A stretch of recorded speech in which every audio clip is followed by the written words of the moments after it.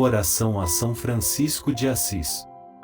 Senhor, fazei de mim um instrumento de vossa paz. Onde houver ódio, que eu leve o amor. Onde houver ofensa, que eu leve o perdão. Onde houver discórdia, que eu leve a união. Onde houver dúvida, que eu leve a fé. Onde houver erro, que eu leve a verdade. Onde houver desespero, que eu leve a esperança. Onde houver tristeza, que eu leve a alegria. Onde houver trevas, que eu leve a luz. Ó Mestre, fazei que eu procure mais consolar, que ser consolado, compreender, que ser compreendido, amar, que ser amado. Pois é dando, que se recebe. Perdoando, que se é perdoado, e é morrendo, que se vive para a vida eterna. Amém. História e vida de São Francisco de Assis, fundador dos franciscanos. Filho de Pedro e Dona Pica Bernardone, Francisco nasceu entre 1181 e 1182, na cidade de Assis, Itália. Seu pai era um rico e próspero comerciante. Foi batizado em Santa Maria Maior com o nome de João Giovanni. Mas quando Pietro Bernardone voltou de uma viagem à França, mudou de ideia e resolveu trocar o nome do filho para Francisco, prestando uma homenagem àquela terra. Segundo a maioria dos biógrafos de São Francisco, o caráter e as qualidades melhores lhe vieram da mãe. Como todo jovem ambicioso de sua época, Francisco desejava conquistar, além da fortuna, também a fama e o título de nobreza. Para tal, fazia-se necessário tornar-se herói em uma dessas frequentes batalhas. No ano de 1201, incentivado por seu pai, ele partiu para uma guerra que os senhores feudais haviam declarado contra a Comuna de Assis. Entre 1202 e 1205 encontramos um Francisco inquieto.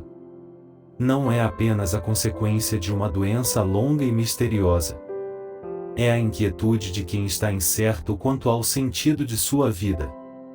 Ele decide ser cavaleiro e vai em nome da honra defender a Igreja e seus interesses, convocados pelo Papa Inocêncio III.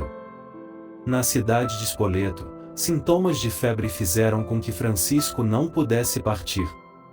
Ali pensou ter ouvido a voz do Senhor, com quem dialogou. Francisco, o que é mais importante, servir ao Senhor ou servir ao servo? Servir ao Senhor, é claro. Respondeu o jovem. Então, por que te alistas nas fileiras do servo? Senhor, o que quereis que eu faça? Volta a Assis e ali te será dito, diz a voz. Em busca de respostas, decidiu viajar para Roma, isso no ano de 1205. Visitou a tumba do apóstolo São Pedro e exclamou: é uma vergonha que os homens sejam tão miseráveis com o príncipe dos apóstolos. E jogou um grande punhado de moedas de ouro, contrastando com as escassas esmolas de outros fiéis menos generosos. A seguir, trocou seus ricos trajes com os de um mendigo e fez sua primeira experiência de viver na pobreza. Voltou a Assis, à casa paterna, entregando-se ainda mais à oração e ao silêncio. Em 1206, passeando a cavalo pelas campinas de Assis, viu um leproso, repugnante à vista e ao olfato, lhe causando nojo. Mas, então, movido por Deus, colocou seu dinheiro naquelas mãos sangrentas e deu-lhe um beijo. Falando depois a respeito desse momento, ele diz: o que antes me era amargo, mudou-se então em doçura da alma e do corpo. A partir desse momento, pude afastar-me do mundo e entregar-me a Deus. Pouco depois, entrou para rezar e meditar na pequena capela de São Damião, semi-destruída pelo abandono. Estava ajoelhado em oração aos pés de um crucifixo quando uma voz, saída do crucifixo, lhe falou: Francisco, vai e reconstrói a minha igreja que está em ruínas. Seu pai se indignava cada vez mais e resolveu exigir que seu filho lhe devolvesse tudo quanto receberá dele. Levou perante o bispo para que o julgasse. Francisco, ciente da sentença de Cristo, Quem ama o seu pai ou a sua mãe mais que a mim, não é digno de mim. Sem vacilar um momento se despojou de tudo até ficar nu, jogou os trajes e o dinheiro aos pés de seu pai, e exclamou: até agora chamei de pai a Pedro Bernardone. Doravante não terei outro pai, senão o Pai Celeste. O bispo, então, o acolheu. Daquele momento em diante, cantando Sou o arauto do grande rei, Jesus Cristo, afastou-se de sua família e de seus amigos e entregou-se ao serviço dos leprosos, e à reconstrução das capelas da cidade. Quando estava quase encerrando a reconstrução da capelinha de Santa Maria dos Anjos, perguntava-se o que faria, o que Deus quereria dele. Então, certo dia, Francisco escutou, durante a missa, a leitura do Evangelho, sem túnicas, sem bastão, sem sandálias, sem provisões, sem dinheiro no bolso. Tais palavras encontraram eco em seu coração e foram para ele como intensa luz. E exclamou, cheio de alegria: é isso precisamente o que eu quero. É isso que desejo de todo o coração. E sem demora começou a viver, como faria em toda a sua vida, a pura letra do Evangelho. Repetia sempre para si, mais tarde, também para seus companheiros. Nossa regra de vida é viver o Evangelho de Nosso Senhor Jesus Cristo. A partir de então, Francisco saiu a pregar percorrendo as vizinhanças e levando o Evangelho. Não tinha intenção nenhuma de adquirir seguidores, somente viver sua vida austera e evangelizar. Porém, logo Bernardo de Quintaval se juntou a ele e pelo caminho juntou-se aos dois Pedro de Catânia. Por 3 vezes abriram o livro do Evangelho, e as 3 respostas que encontraram foram as seguintes: se queres ser perfeito, vende o que tens e dá-o aos pobres. Depois vem e segue-me. Não leveis nada pelo caminho, nem bastão, nem alforje, nem uma segunda túnica.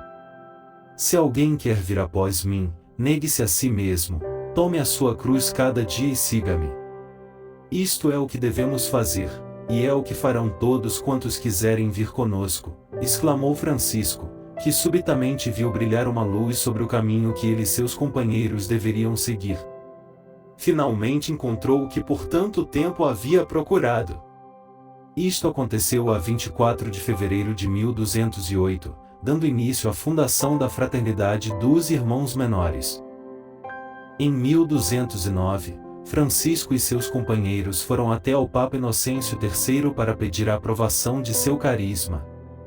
Ele ficou maravilhado com o propósito de vida daquele grupo e, especialmente, com a figura de Francisco, a clareza de sua opção e a firmeza que demonstrava.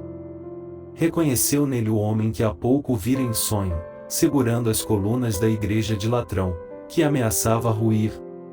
O Papa reconheceu que era o próprio Deus quem inspirava Francisco a viver radicalmente o Evangelho, trazendo vida nova a toda a igreja. Por isso, deu a seu modo de viver o Evangelho a aprovação oficial. Autorizou Francisco e seus seguidores a pregarem o Evangelho nas igrejas e fora delas. Francisco inspirou Clara para a santidade, dela surgiu as Clarissas. Tomás de Celano diz, então, se submeteu toda ao conselho de Francisco, tomando-o como condutor de seu caminho, depois de Deus. Por isso, sua alma ficou pendente de suas santas exortações, e acolhia num coração caloroso tudo o que ele lhe ensinava sobre o bom Jesus.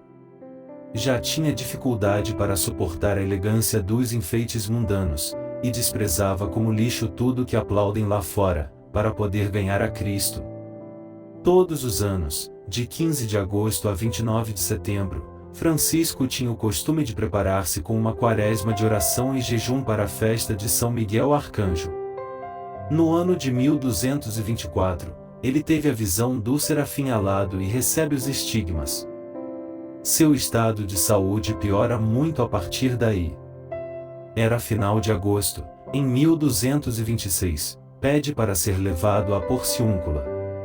No dia 3 de outubro, à tarde, Francisco morreu cantando Mortem Suscepit. No domingo seguinte é sepultado na igreja de São Jorge, na cidade de Assis. No dia 16 de julho de 1228, Francisco foi canonizado pelo Papa Gregório IX. Tornou-se o padroeiro dos animais, pela sua admiração e relação estreita com a natureza. Também foi elevado a padroeiro principal da Itália, em 1939 por Pio XII. São Francisco de Assis, rogai por nós.